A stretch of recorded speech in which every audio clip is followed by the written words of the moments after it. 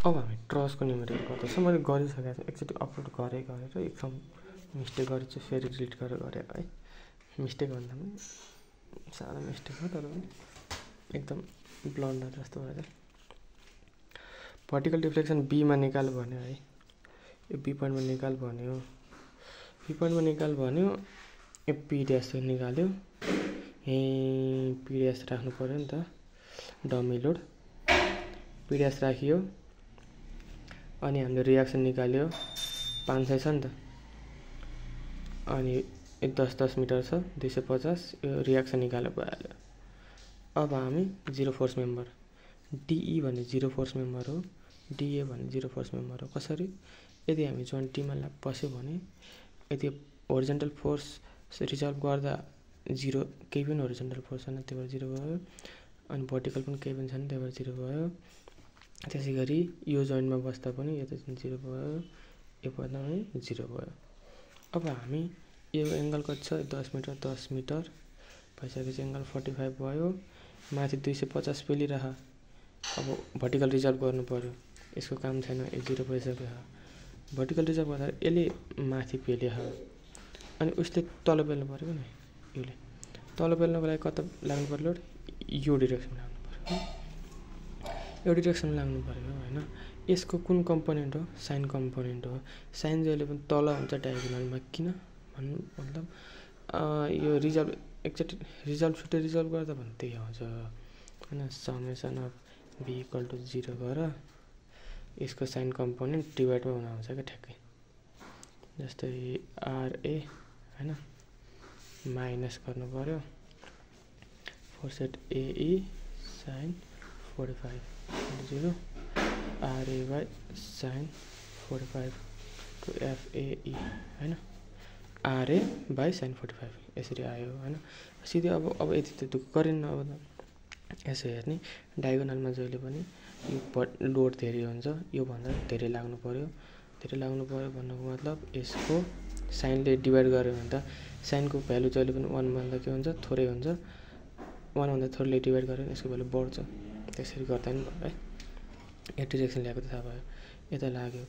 अब यो मेम्बरको निकाल्नु पऱ्यो। यो मेम्बरको निकाल्नको लागि यसले यता बेला भन्नु मतलब यता बेला एउटा होरिजेन्टल फोर्स यता लाग्यो भन्यो भने अर्को होरिजेन्टल फोर्स ब्यालेन्स गरेर यता लाग्नु पऱ्यो होइन। यसको के कम्पोनेन्ट लाग्यो? यतिको कस कम्पोनेन्ट भने यो होइन। कस कम्पोनेन्ट कता हुन्छ? जहिले पनि माथि हुन्छ कस, किनकि योभन्दा थोरै हुनु पऱ्यो होइन। कस माथि भएपछि यो कट आयो, कस 45 बाई साइन 45 भनेपछि कट 45 250 प्लस पी बाई 2 होइन। कट 45 भने 1 हो।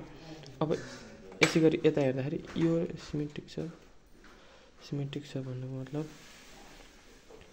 यसमा जति लोड छ यो पनि जति लोड छ, यो जति लोड छ यो पनि त्यति लोड छ होइन। यो भयो, यो जिरो मेम्बर भइहाल्यो, यो सिमेट्रिक भयो होइन। अब यो भर्टिकलको लागि तल डमी लोड पिडिएस लागिरह, एउटा मात्र भर्टिकल छ, माथि लाग्नु पऱ्यो, तान्नु पऱ्यो, पिडिएस माथि लाग्यो है। अब हामीलाई के थाहा? क्यास्टिग्लियानो थ्योरमको डेल बी भने यो भने थाहा। अब यहाँ यु भने स्ट्रेन इनर्जी, यहाँ बेन्डिङ लगाएर काम गर्छ। स्ट्रेन इनर्जी के लगाउनु पऱ्यो? एक्जियल लगाउनु पऱ्यो, किनकि ट्रसमा एक्जियल फोर्सहरू के हुन्छ? मेजर हुन्छ, सिग्निफिकेन्स हुन्छ। यसको फर्मुला के हो? पी स्क्वायर एल बाई 2 टस फर्स्टमा पढ्यो होइन। यसलाई यहाँ राखौँ, यति आयो हो। टेबल बनाऊ, मेम्बर राख्नु पऱ्यो, लेन्थ राख्नु पऱ्यो, यहाँको कुरा पी राख्नु पऱ्यो, डिपी बाई पिडिएस राख्नु पऱ्यो। अनि यहाँबाट छुटाएको कुरा के हो भन्दाखेरि यो राख्नु पऱ्यो होइन। यो 2 होइन है, के राख्नु पऱ्यो? पिएल बाई डिपी बाई डिपिडिएस यति राख्नु पऱ्यो एकैचोटि हो। यति राख्यो है। अब मेम्बर एई र इसी भनेर एक्जिट गर्दै, एई र इसी भनेर एक्जिट गर्दै, लेन्थ कति छ? 10^2। यो जहिले पनि कता लाग्यो? 2 आर द यो के हो? यो जोइन्ट भएपछि कम्प्रेसिभ नेगेटिभ एच जे छ त्यही सार्दै यसलाई पिडिएसले डिफ्रेन्सिएसन गरेँ, डेरिभेटिभ गरेँ, रिमार्कमा के लेखेँ? मल्टिप्लाई बाई 2 गर्नुपर्छ भनेर लेखेँ है। बुझ्यो? यहाँ मल्टिप्लाई बाई 2 हैन पर्यो है। अब एबी र बिसी छ। अब यही त्यहीको त्यही साथै अब बी राखेँ पिडिएस राखेँ 1 राखेँ जे छ है। त्यसपछि अब पिएल इन्टु अब यहाँ कसरी राखेँ भन्दाखेरि पी कसरी राखेँ पी राख्दाखेरि यसमा पी राख्दाखेरि यो पिडिएसलाई 0 मानेर सिधै राख्ने है। अनि एल भने 10√2 डिबी/dt त्यो भयो। यति गर्दा यति आयो। यो मल्टिप्लाई बाई 2 गर्दा सिधै आएको भ्यालु है। यो रिमार्कको मल्टिप्लाई बाई 2 गर्दाखेरि है। अनि 250 यसको पनि जे छ त्यही राख्दै यो पनि मल्टिप्लाई बाई 2 गरेर आएको भ्यालु है। अब यहाँ मिस्टेक भएको थियो थोरै है। 70711067 प्लस 2500 गर्दाखेरि 9571 समेसन कति हो 9571.067 सो डेल बी इक्वल टु कति हो 9571.067 बाई एई आयो एन्सर।